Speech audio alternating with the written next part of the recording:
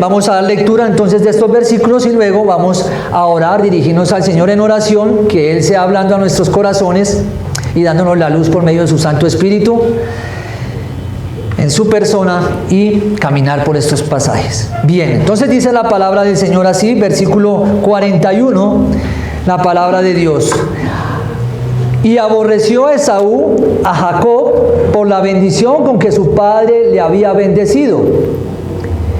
Y dijo en su corazón: llegarán los días de luto de mi padre, y yo mataré a mi hermano Jacob.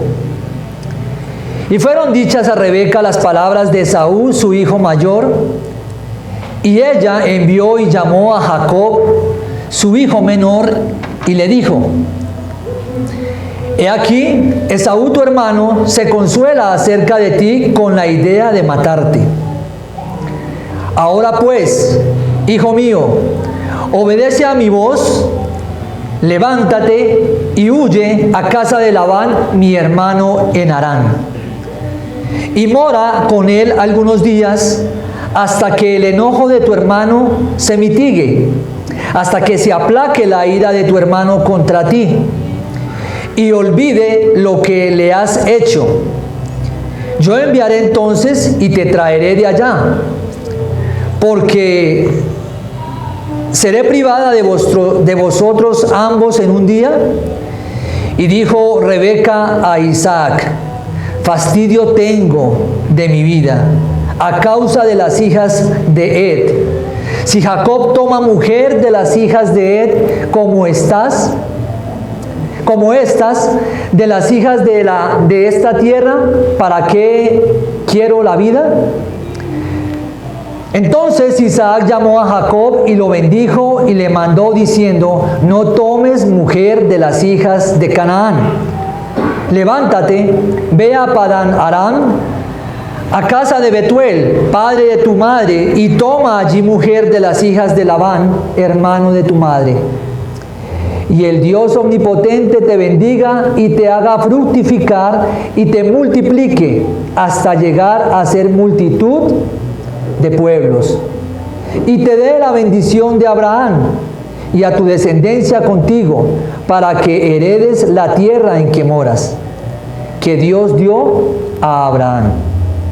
Así envió Isaac a Jacob, el cual fue a Padán Aram, a Labán, hijo de Betuel arameo, hermano de Rebeca, madre de Jacob y de Esaú. Y vio Esaú cómo Isaac había bendecido a Jacob y le había enviado a Padán Aram para tomar para sí mujer de allí. Y que cuando lo bendijo, le había mandado diciendo: no tomarás mujer de las hijas de Canaán. Y que Jacob había obedecido a su padre y a su madre, y se había ido a Padán Aram. Vio asimismo Esaú que las hijas de Canaán parecían mal a Isaac, su padre. Y se fue Esaú a Ismael, y tomó para sí por mujer a Maalat, hija de Ismael, hija de Abraham, hijo de Abraham, hermana de Nebaiot, además de sus otras mujeres. Amén.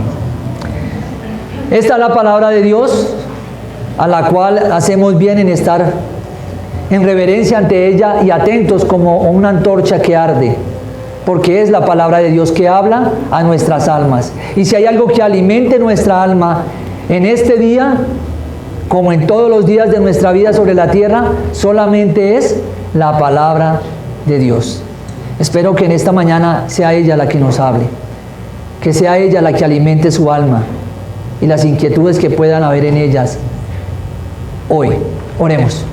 Dios y Padre, damos gracias por tu favor, por tu misericordia una vez más, al permitirnos acercarnos a ti, a tu palabra, que es gloriosa, que es preciosa, que es lámpara a nuestros pies y lumbrera a nuestro camino, que hace sabio al sencillo. Damos gracias por ella, Padre, porque la fe viene por el oír y el oír la palabra de Dios. Oramos para que en esta mañana, Dios, un milagro de salvación ocurra en este lugar. Queremos milagros, bendito Señor, de almas que se vuelvan a ti. ¿Qué mayor milagro que este, oh Dios? Que ver que almas perdidas, que ver familias descompuestas por ideologías que en esta sociedad hoy se presentan, puedan ser transformadas por el poder de tu palabra. ¿Qué mayor milagro que este, Señor? Que des vida a los muertos en espíritu. Oramos colocando este tiempo en tus manos y te pedimos que nos des la luz y el entendimiento para poder caminar y pasearnos por este pasaje, Señor. En el nombre de tu amado Hijo, nuestro Señor y Rey y Salvador, Jesucristo. Amén. Bien, recordemos que estamos ante una familia, como diríamos hoy, disfuncional. Una familia dividida, una familia imperfecta, ¿sí? Esto es lo que podemos encontrar. En este capítulo se nos relataba la situación de una familia y se nos mencionaba versículos atrás para entrar en contexto un poco de este pasaje y lo que vamos a estar viendo hoy, de algunas características de los personajes de esta familia.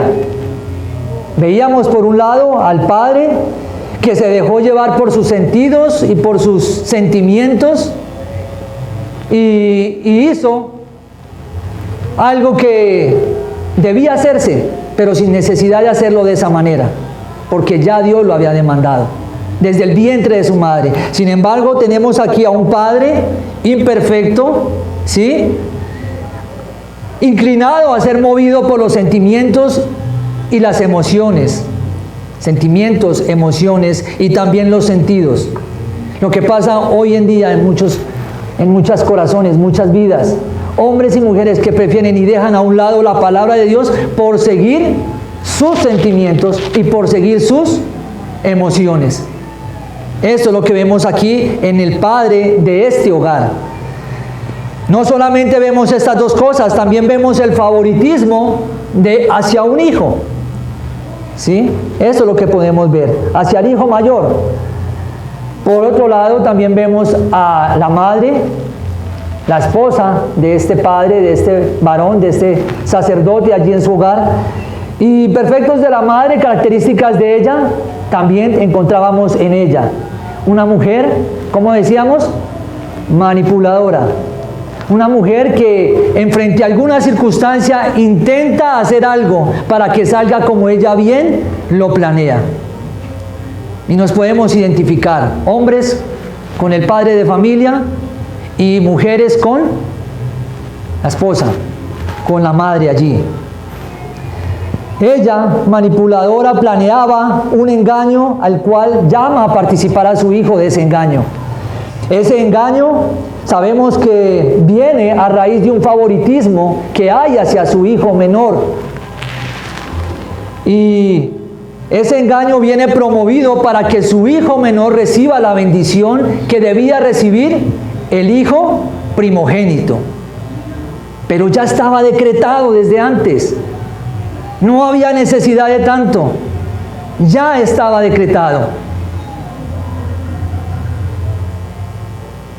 A Jacob amé, a Isaac, a Esaú aborrecí. Favoritismo de parte de la madre para que hubiese y manipulaba la circunstancia. Pero por otro lado tenemos los hijos. Ahora está Jacob. Jacob es el hijo menor de esta familia y su nombre significa suplantador, su nombre significa engañador. ¿Qué hizo él? Obedecer y formar parte del engaño que había llevado a cabo y estaba realizando la madre, Rebeca. La estratagema que estaba haciendo ella allí, él forma parte, ¿sí? Él cede a la petición de su madre. Y tenemos allí entonces a este joven, como lo dice su nombre, suplantador, engañador, y que aprovecha el estado de su padre, su condición de que está ciego para poder suplantar a su hermano y así darle peso y darle valor a su nombre. ¿Ven? La situación hace que el nombre se identifique con él porque forma parte de una situación específica donde él va a suplantar a alguien, engañador. Por otro lado tenemos al otro hermano, al mayor, y este se llama Esaú. Un hombre, como lo dice y lo describe la escritura, de casa, salvaje, violento, ¿sí? No tan violento como Ismael, pero sí de la casa, salvaje. Sí, un hombre que el padre le pide que le traiga a casa, que le traiga un cordero y se lo guise. Y este joven es algo característico en él, su inclinación a ser un hombre salvaje. No solamente esto, también es un hombre al cual es dejado y se deja llevar, se deja arrastrar por la carnalidad. Es llevado y motivado, ¿por qué? Por los deseos de la carne. Esta es la característica de estos integrantes de esta familia. Aquí los vemos. Y en esta porción del capítulo 27, en donde seguimos teniendo bajo techo a estos personajes, podíamos y decíamos anteriormente, ¿cómo será ese hogar así?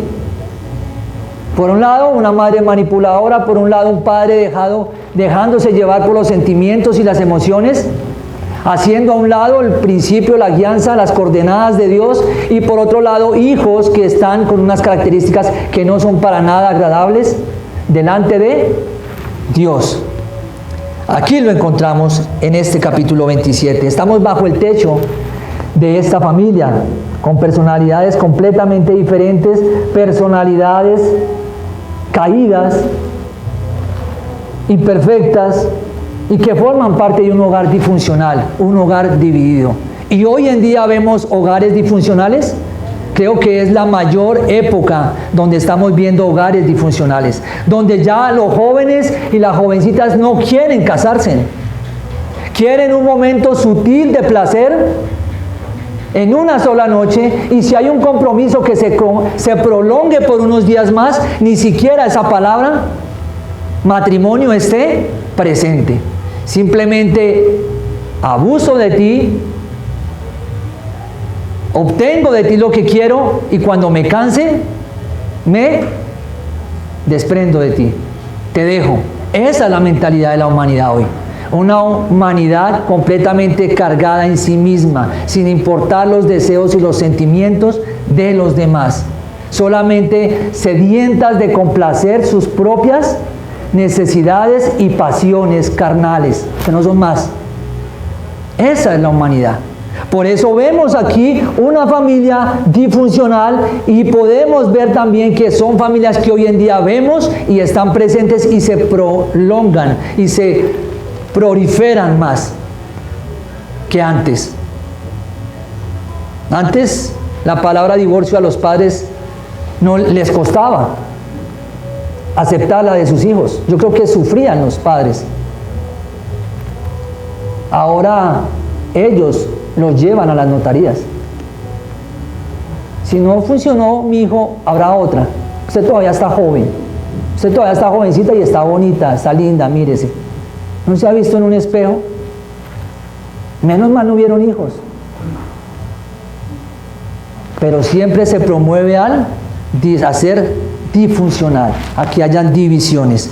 Y aquí no tenemos la excepción de tener un hogar completamente construido por personas imperfectas, sino que vienen de un hogar patriarcal, de un hogar donde Dios se comunicaba con ellos. Muy cerca, como Dios se está revelando, y comienza esa revelación a la humanidad. Y aún en ese hogar vemos también problemas. ¿Cuánto más nosotros a 4000 años de esto que está sucediendo aquí? Y podemos encontrar esta familia, y nos enfrentamos en este pasaje, en esta porción, en la reacción de un hijo mayor llamado Esaú. Él es el personaje aquí, su comportamiento. Uno de los tantos personajes aquí, pero uno que llama la atención es este por su comportamiento. ¿Qué hay en Esaú?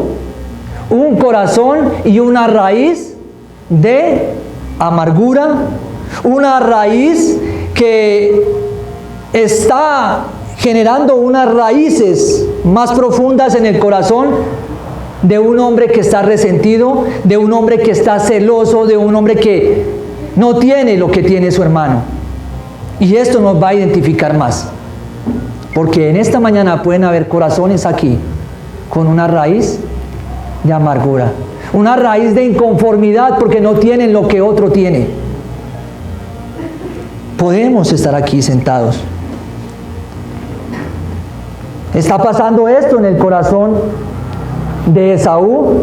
Hay un corazón que comienza a formarse y a llenarse de venganza y a llenarse de resentimiento.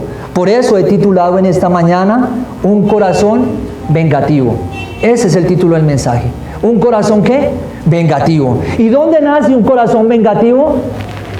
Si no es con un poquito y una chispa de una llama, para que se forme un gran incendio llamado venganza, llamado resentimiento, llamado rencor. Eso estamos viendo aquí. Y empieza entonces este corazón a maquinar y empieza a ser consciente de que debe hacer lo peor. Y esto es lo que está pasando, está a punto de suceder. Hay veneno en el corazón ¿de quién? De Esaú. En el corazón de Esaú hay un veneno, que no comenzó con un botellón de veneno, comenzó simplemente con una gota.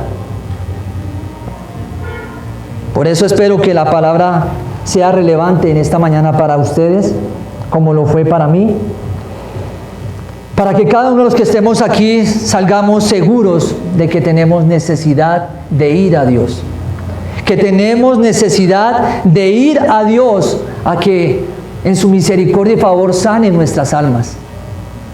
Necesitamos de Él, necesitamos de su favor. Así que estaremos observando este pasaje por medio de 5 encabezados. El primero de ellos lo encontramos en el primer versículo 41 del capítulo 27 y dice de la siguiente manera: el resentimiento. El resentimiento es el primer punto, el primer encabezado, versículo 41. Y aborreció Esaú a Jacob. ¿Por qué? Ahí está la razón. ¿Por qué había ese aborrecimiento en el corazón de Esaú? Por la bendición con que su padre le había bendecido. Y dijo en su corazón: llegarán los días del luto de mi padre y yo mataré a mi hermano. ¿Quién? Jacob. En este versículo que has puesto lo que hay en la mente y lo que hay en el corazón de este varón llamado Esaú. ¿Qué es lo que hay allí? Resentimiento. ¿Qué hay lo que hay allí en ese corazón? Depravación total. No hay bueno nada en este corazón. ¿Qué maquina este hombre? ¿Cómo es posible que está pensando que su padre está a puertas de morir y está pensando en asesinar a su hermano? ¿Podrá ser este un corazón bueno? ¿Podrá ser este un corazón que incline a buscar a Dios? Por lo que vemos y lo que se narra, ¿verdad que no? No se ve una luz de esto. Al contrario, vende la primogenitura. Le importa poco lo espiritual, le importa poco ser el primero después de su padre en la familia. Y antes arroja más luz. Le importa sí asesinar, le importa sí conseguir con sangre lo que quiere. Ahí está la depravación total del hombre. ¿Representada en quién? En Esaú. La palabra aquí clave es aborreció. Y miren lo que es aborreció. Esto significa, en su idioma original, él albergó un profundo resentimiento. ¿Pueden imaginar cómo estaba el corazón de Esaú si se dice que aborreció? Y esto tiene que ver con un profundo resentimiento. Y si es profundo, ¿será algo fácil de quitar? Porque hablamos de esto y leemos este pasaje, interpretamos este término aborreció y lo hacemos más profundo, ¿no? Valga la pena decirlo. Pero muchas veces estos sentimientos se albergan en nuestro corazón. Y podemos estar sentados aquí y podemos estar con las manos en alto alabando a Dios y podemos estar creyéndonos los más espirituales que los demás. Cuando verdaderamente en lo profundo de nuestro corazón, ¿qué hay? Una raíz de amargura, un profundo resentimiento por algunas circunstancias, por papá, por mamá, porque nací en esta familia, porque no tengo lo que quiero, porque tuve que salir de un lugar, por tantas cosas, porque no soy el que quiero ser, porque aquel tiene más que yo, porque no obtengo lo que mi hermano o mi hermana tiene, su gracia, su favor, su bondad. Pero en cambio en mí, ¿qué hay? Un corazón resentido. Por eso podemos estar aquí hoy con un corazón así. Esaú como Isaac creían que ya estaban prontos a morir, y por eso las palabras de Esaú son estas: y dijo en su corazón, llegarán los días de luto de mi padre. Quiere decir, mi padre ya está, ¿por qué? Por morir. Llegará el luto de mi padre, y yo mataré a mi hermano Jacob. En otras palabras, estoy esperando que mi papá se muera, mi padre muera, y de una vez hago lo que tengo que hacer, lo que he determinado, y es matar a su hermano. Ambos aquí están pensando que van a morir. Comencemos a pensar en Isaac. Él estaba diciendo que así iba a morir y necesitaba dar la bendición. Ahora aquí está Esaú diciendo, mi padre está pronto a morir. Y recordemos que pasaron ¿cuántos años? 43 años para que este hombre Isaac, este patriarca, muriera después de este evento. Imagínense. Él está haciendo algo, y es retardando ese homicidio, retardando ese crimen mientras que su padre muere. El propósito es matar a Jacob, el propósito es terminarlo, el propósito es aniquilarlo, quitarlo del medio, y está esperando que su padre muera, y eso es lo que pospone esta situación. Pero aquí seguimos viendo algo especial. Esaú sigue colocando en evidencia lo que es él. ¿Y sabían ustedes que nuestras acciones, sean buenas o sean malas, colocan en evidencia quiénes somos? No hace falta muchas veces oír hablar a alguien, o que alguien alardee lo que hace. No hace falta. Solamente con una acción es suficiente para que diga mucho de esa persona. Por eso, jovencitas y jóvenes que piensan casarse, no los oigan hablar tanto. Le digo más que todas las jóvenes, no los oigan hablar tanto porque hablan bonito. Óiganlos y véanlos más bien actuar. Y los jóvenes no hablen tanto, actúen. También actúen. Así que esto nos muestra y nos deja en evidencia qué hay en el corazón de Esaú. Una vez más reitero, un corazón vengativo, un corazón lleno de amargura, un corazón que está decidido a matar a su hermano. Y es importante aquí el corazón mencionado en este versículo, porque Proverbios 4:23 dice, sobre toda cosa guardada, guarda tu corazón, porque de él, ¿qué emana? La vida. ¿Qué está diciendo Esaú? Si esto que leemos es así, y es que es así. Esaú expone su corazón al igual que Caín a matar a su hermano Abel. Ahí está el corazón, igualmente de Esaú. Y esto confirma una vez más lo dicho por el Señor siglos después en Mateo capítulo 15 versículo 19. Porque del corazón salen los malos pensamientos, los homicidios, los adulterios, las fornicaciones, los hurtos, los falsos testimonios y las blasfemias. ¿De dónde salen? Del corazón. Es de allí donde salen estas cosas. Y aquí vemos entonces qué está saliendo del corazón de Saúl: los homicidios. A otros les saldrán los adúlteros, a otros les saldrán las fornicaciones, a otros les saldrá el hurtar. ¿Pero se evidenciarán estos pecados?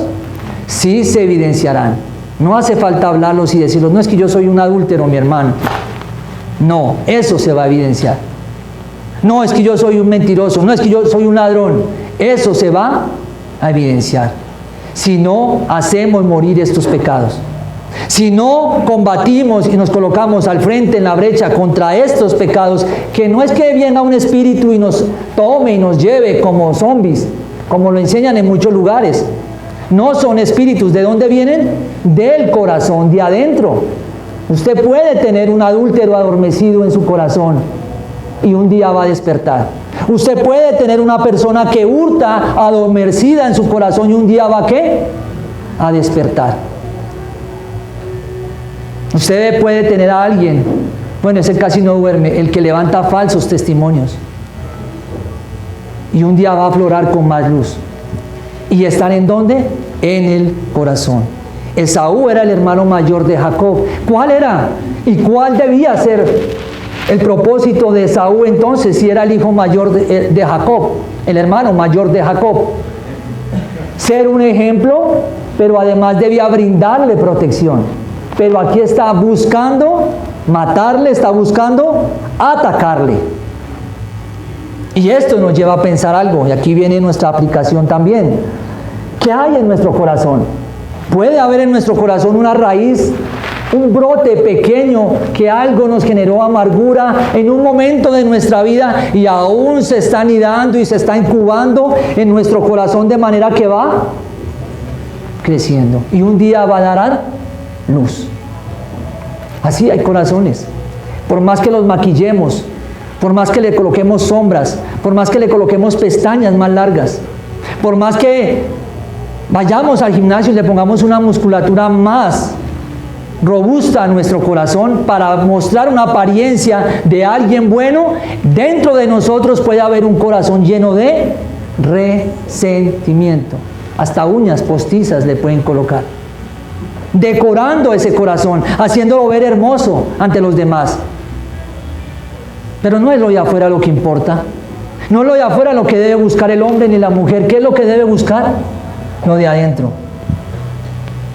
Y una vez me preguntaba a alguien muy especial, ¿y cómo yo sé que ese alguien es importante para mí y es el hombre o la mujer con la que me voy a casar? Bueno, en caso de que fuera dama, ¿no? Y decía, será feo, pero de todas formas el corazón es bonito.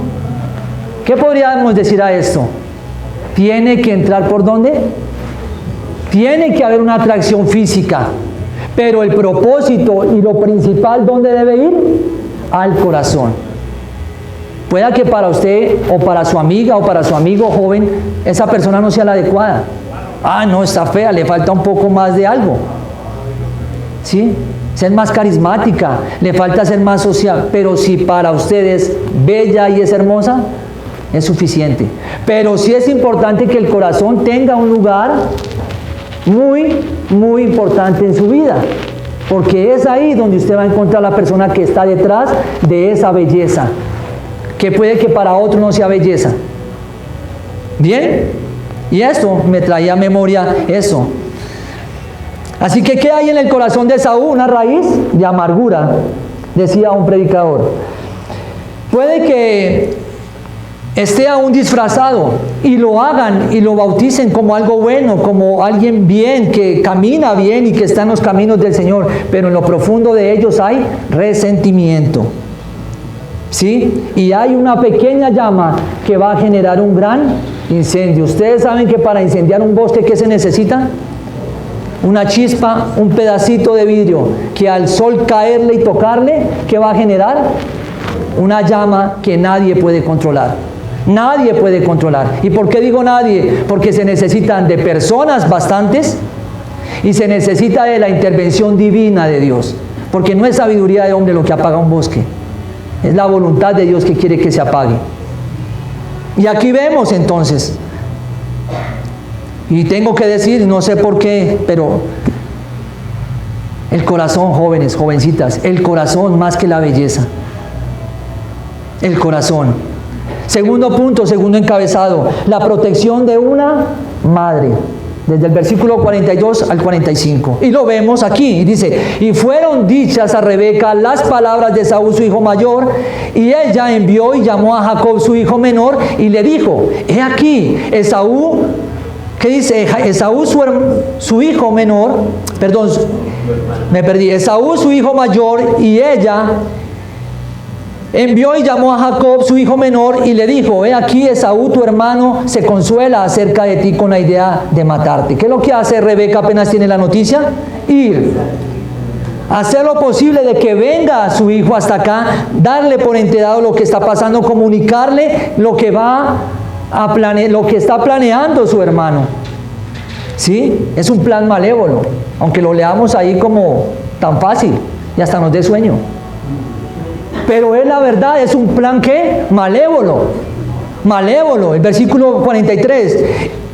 Y dice el versículo 43: ahora pues, hijo mío, obedece a mi voz, levántate y huye a casa de Labán, mi hermano, en Harán. Hay tres imperativos aquí. ¿Cuáles son? Obedece, levántate y huye. ¿Por qué? ¿Sería algo que se debía tomar livianamente? No.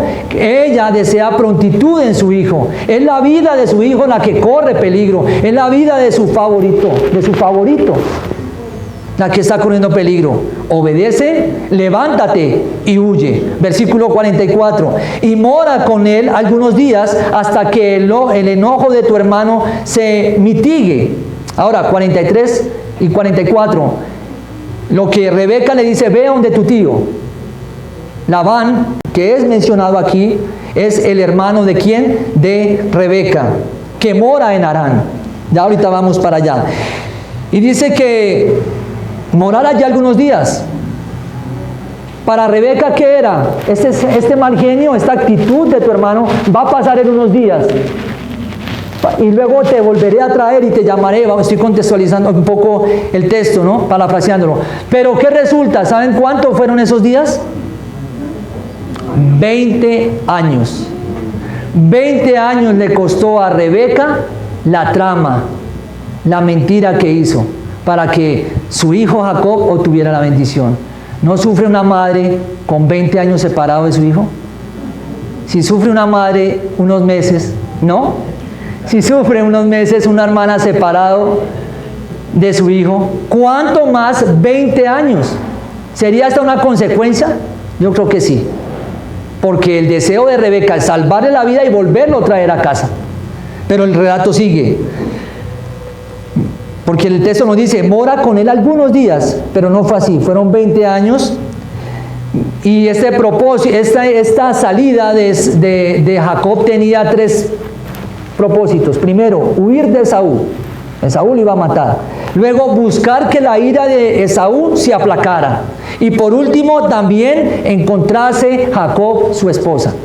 Esos son los tres propósitos de esos dos versículos, de lo que Rebeca le dice a Jacob: vete por unos días. ¿Que cuánto duraron? 20 años. Versículo 45. Hasta que se aplaque la ira de tu hermano contra ti y olvide lo que has hecho. Yo enviaré entonces y te traeré de allá. Y hay una pregunta aquí interesante: porque seré privada de vosotros ambos en un día. ¿Qué nos quiere decir esta pregunta? ¿Qué está queriendo dar a entender Rebeca a su hijo porque está hablando con él? Bien, esa pregunta quiere decir que si Esaú lograba matar a Jacob, el familiar, el más cercano, debía vengar la muerte de Jacob. De esta manera, tanto Rebeca perdería a Esaú como perdería a Jacob. ¿Cómo, hermano, me va a decir usted eso? ¿Usted estuvo ahí? ¿Usted le consta? Vamos a la palabra. Estamos en la palabra. Acompáñenme a Números. Libro de Números. Capítulo 35. Versículo 19. Rápidamente, porque el tiempo pasa. Números, capítulo 35. Y quiero para que lo tengan allí en cuenta y podamos decir por qué se pensaba así. Versículo 19 al 21. El vengador de la sangre, él dará muerte al homicida. Cuando le encontrare, él lo matará. Y si por odio lo empujó o echó sobre él alguna cosa por acechanzas y muere, o por enemistad lo hirió con su mano y murió, el heridor morirá. Es homicida. El vengador de la sangre matará al homicida cuando lo encontrare. Entonces sí es, ¿verdad? Sí tiene que ver, sí tiene sentido. Si Esaú mataba a Jacob, un familiar vendría y mataría también a Jacob. ¿Y qué haría Rebeca? Sin hijos. Eso está en esa pregunta, en la mente de Rebeca en ese momento. Es interesante, ¿no? Interesante cómo la misma Biblia se explica. Ahora, tercer encabezado, la intervención y manipulación, una vez más, ¿de quién? Una vez más, ¿de quién? De Rebeca. Versículo 46. Y dijo Rebeca a Isaac: fastidio tengo de mi vida a causa de las hijas de Ed. Un momento, ¿quiénes son las hijas de Ed? Mujeres mundanas, mujeres que vienen de Canaán, mujeres que vienen de los heteos. ¿Y qué le está diciendo? ¿Por qué le fastidiaban? Ahí hay un juego de palabras manipulador de Rebeca. Si Jacob toma mujer de las hijas de Ed, como estas, de las hijas de esta tierra, ¿para qué quiero la vida? ¿A quién se lo está diciendo? Está moviendo el corazón de Isaac a que haga algo de una manera muy indiscreta. Por eso digo que eso es algo que hay por ahí. De manera indiscreta manejan con palabras, con acciones, discreta, las circunstancias. Bien, gracias, mi amor. Seguimos entonces, versículo 46, y vemos aquí las palabras de esta mujer, vemos aquí a Rebeca, y ella dice: ¿para qué quiero la vida? Pero Esaú ya había tomado dos mujeres de aquellas que le daban fastidio. ¿A quién? A Rebeca. Ya había tomado dos. Una de ellas fue Judith, hija de Berí Eteo, y la otra es Basemat, hija de Elón Eteo. Ambas las encontramos en el capítulo 26, versículo 34 de este mismo libro. Cuarto encabezado, vamos andando, la comisión del padre. El padre encomienda algo al saber lo que la madre, lo que Rebeca le ha dicho. Capítulo 28, versículo del 1 al 5. Y dice: entonces Isaac llamó a Jacob y lo bendijo y le mandó diciendo: no tomes mujer de las hijas de Canaán. Levántate, ve a Padán Aram, a casa de Betuel, padre de tu madre, y toma allí mujer de las hijas de Labán, hermano de tu madre. Isaac ahora llama a su hijo. Es ahora Isaac llamando a Jacob, y Jacob no es yendo a engañar a ¿quién? A Isaac. Isaac quiere bendecir a Jacob y lo llama. Qué tarde, ¿no? Sin embargo, está la bendición ahí. Para darle las últimas instrucciones. Ese es el propósito de llamar a Isaac a Jacob. Ya lo ha bendecido, ahora aquí vuelve y nos dice: llamó a Jacob y lo bendijo. ¿Y cuáles son? Lo siguiente, dice Matthew Henry en su comentario: antes le había bendecido sin saber que era él. Ahora le bendice a sabiendas para animarle más en aquella triste situación en que se encontraba. Esta bendición es más explícita y completa que la primera, y lleva vinculada la bendición de Abraham. Es una bendición de parte de Dios, todo suficiente. Nombre con que se apareció a Dios, nombre con que se apareció Dios a los patriarcas. Hasta aquí la frase y el comentario que hace este varón. ¿Por qué? ¿Por qué dice y pasan estas cosas? En el versículo 2 le dice: levántate, ahí está la instrucción, y ve a Padán Aram. ¿Me ayudas con el mapa, por favor? Ahí está el lugar. Estamos en Berseba, la parte de abajo, el sur. ¿Y hasta dónde tiene que subir ahora el joven Jacob? O el varón Jacob. Hasta el norte, noroeste, ¿sí? Cerca a Mesopotamia.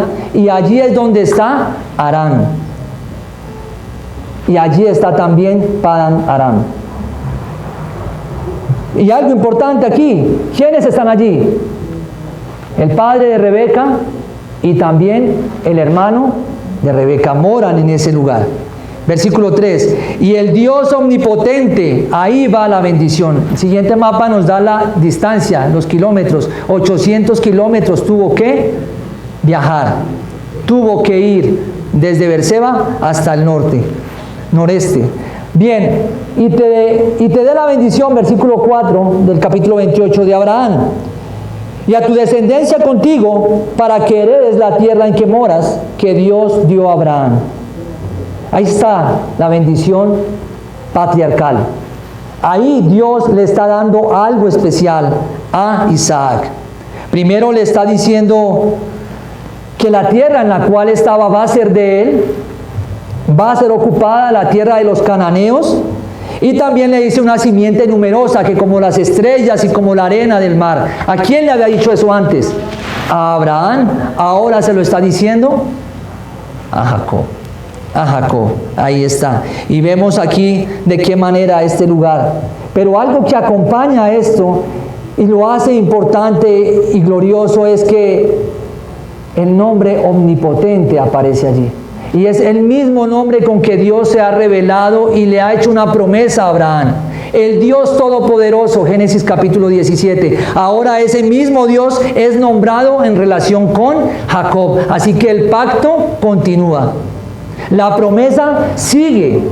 Y eso es lo que vemos aquí. Versículo 5, ya estamos llegando al final.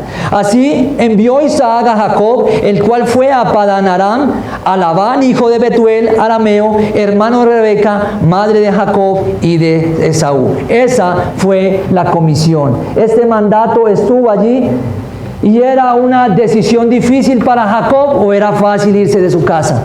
Cuando el texto nos dice versículos atrás de que Jacob era un hombre hogareño. Era difícil la decisión, porque Jacob era diferente a Esaú. Esaú sí salía y se iba y se perdía, como se pierden algunos hoy en día, y vuelven al otro día, como si nada, y la mamá con unas ojeras trasnochada. Aquí vemos que a Jacob sí le costaba porque él era hogareño, y tenía que irse. Era una decisión difícil para él, siendo un hombre de casa, con S, porque el otro era casa con Z. Y allí partió por largo tiempo. Este viaje es muy posible que le haya ayudado a Jacob. Y es un viaje que a veces deben de emprender nuestros hijos. Es un viaje que de pronto le falta emprender a su hijo, hermana. Es un viaje que de pronto le falta emprender a usted, varón. ¿Por qué ese viaje es importante? Porque ese viaje encargó y de seguro ayudó a Jacob a madurar. Le ayudó a fortalecer su carácter. ¿A quién? A Jacob. Cosas que los hijos al lado de las mamás muchas veces les cuesta. Madurar, fortalecer su carácter, y fue un largo tiempo el que estuvo fuera de casa. Y además de esto, ¿saben qué aprendió Jacob? A depender del que todo hombre debe aprender a depender. ¿De quién? De Dios. Mientras tú estés como mamá al lado de tu hijo, mientras tú como papá estés al lado de tu hijo, dándole todo, difícilmente conocerán al Dios proveedor. Y no digo abandono. Ojo, no quiero irme al extremo. No quiero decir abandona a tu hijo, pero sí quiero decir, déjale lugar de que él conozca a Dios y aprenda a depender a Dios. Aprenda a mirar hacia arriba y decir, Dios, ayúdame. Como un día lo tuve que hacer yo. Una madrugada a las 3 de la mañana. Completa miseria me encontraba yo.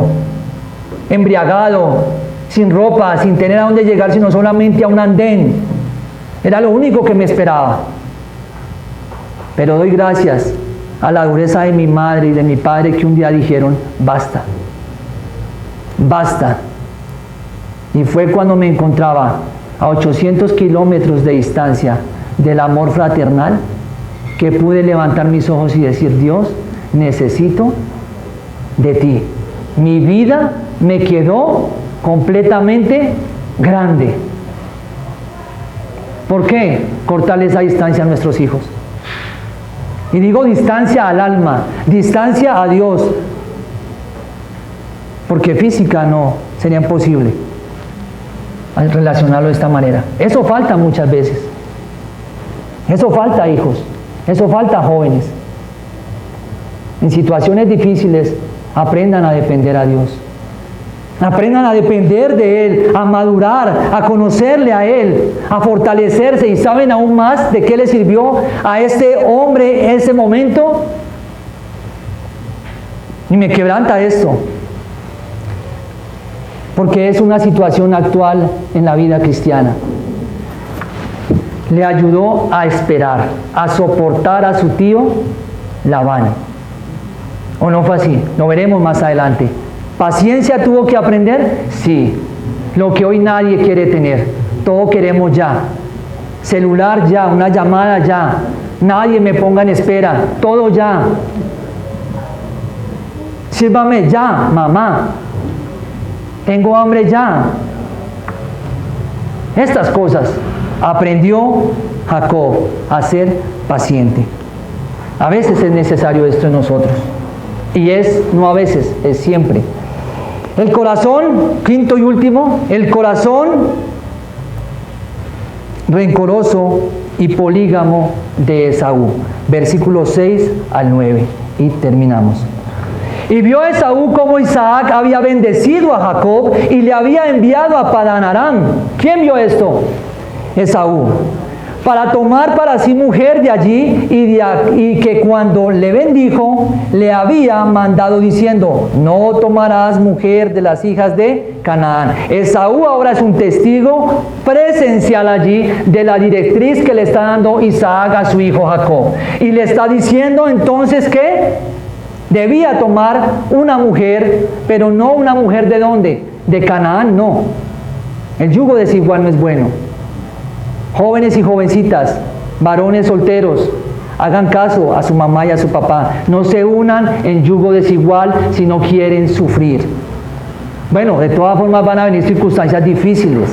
No les digo pare de sufrir. No estaríamos en otro lugar.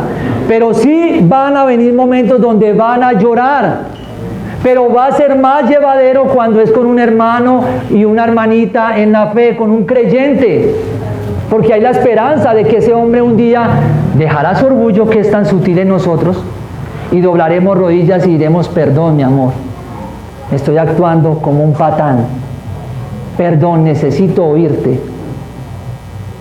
Eso es cuando nos casamos con un creyente. Aunque a veces unos están disfrazados de creyentes. Por eso el tiempo, prudencia, paciencia. ¿Eso aprendió quién? Jacob. Y seguimos, versículo 7.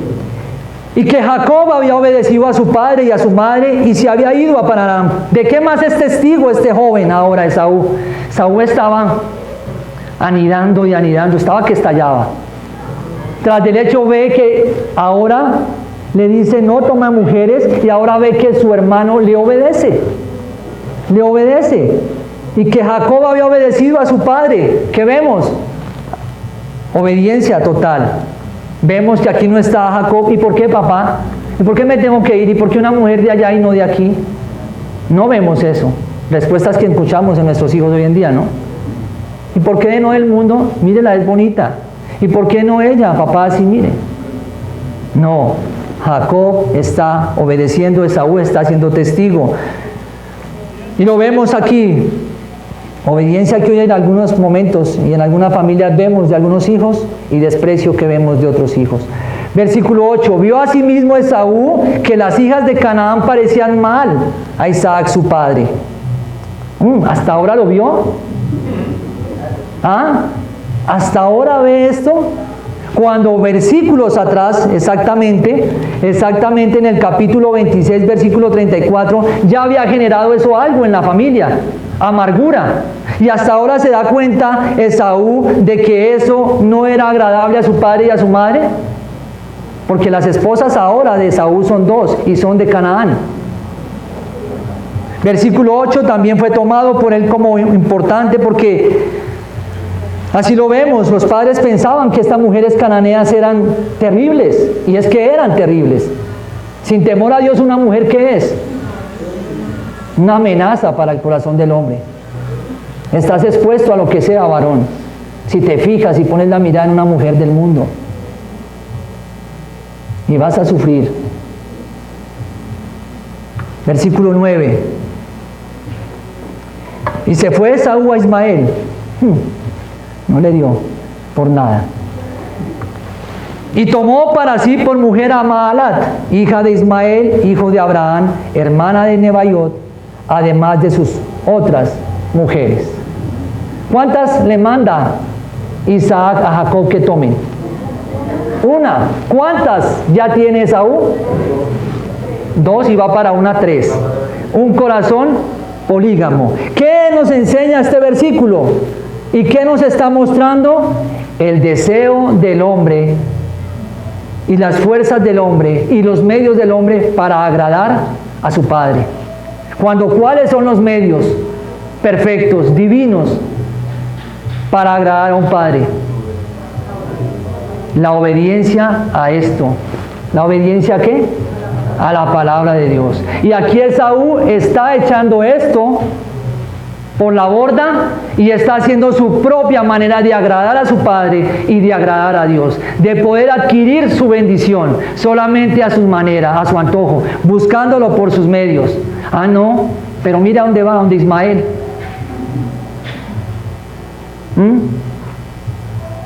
Ellos estaban destituidos de la bendición patriarcal. Ellos. Y aquí encontramos a quién. Entonces, a Esaú tratando de ganarse el favor. Y esto es lo que encontramos. Podemos leer entonces. Y si queremos ver un pasaje más, no lo voy a leer acá, véanlo en sus casas, porque la Biblia se enseña y la misma Biblia se interpreta. Hebreos capítulo 12, versículos 14 al 17. Y van a ver cómo Esaú pasa por alto. No buscó la paz, como lo dice el versículo 12 de Hebreos, el versículo 14 de Hebreos capítulo 12. Él no buscó la paz, antes buscaba ser homicida. Y ahí en adelante. Y como conclusión, algo como preámbulo también a nuestra conclusión es: ¿quieren saber cómo se encuentra la voluntad de Dios? Una de las tantas. Si usted dice, estoy haciendo la voluntad de Dios, pero resulta que lo que usted dice que es la voluntad de Dios lo aleja de Él, descarte que no es la voluntad de Dios. Si la voluntad de Dios es, y usted empieza a faltar a la iglesia, si comienza usted a faltar a su intimidad con Dios, si comienza usted a desplegar a Dios del primer lugar, ahí usted ya tiene el resultado. La respuesta es que esa no es la voluntad de Dios. Y hoy en día muchos dicen, no, es que la voluntad de Dios es esta: que te alejes de Dios, que te cueste leer, que corras para ir a orar, porque no puedes sino corriendo porque el tiempo no te alcanza. Eso no es voluntad de Dios.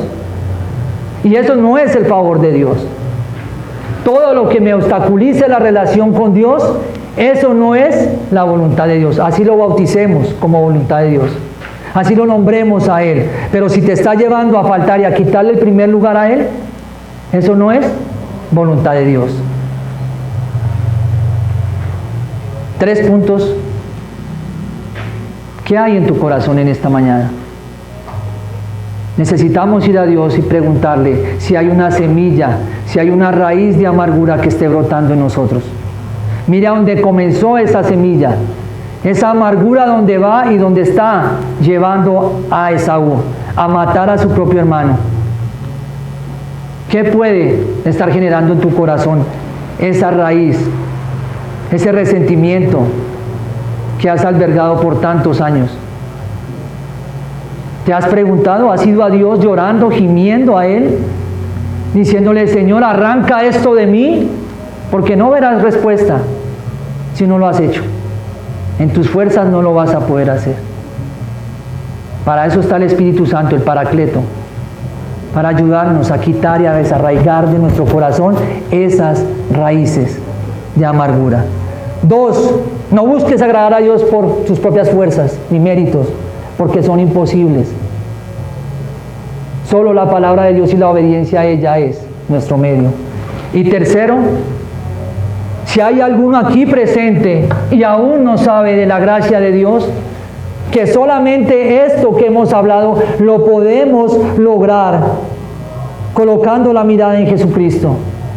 Sacar de nuestro corazón lo que tanta amargura ha causado. Hacer que nuestras vidas comiencen a ser diferentes si hasta aquí han sido un fraude, como lo fue para mí en una madrugada. Solamente en Jesucristo hay salvación. Solamente en Jesucristo está lo que necesitamos para poder llevar una vida agradable a nuestro Padre, como lo intentó Esaú. Solamente En Cristo hay salvación, hay vida eterna, hay redención. De lo contrario, hay un lago que espera y arde, mucho más de lo que arde tu corazón en resentimiento. Y no es como me decía una hermana, no, el infierno es aquí. Una señora me decía, no, el infierno es real y tiene fuego y tiene gusano y tiene dolor. Así que si usted nos acompaña en esta mañana y aún no ha entregado su corazón a Cristo, hoy es el día. Segundos, minutos, horas después puede ser demasiado tarde. Oremos.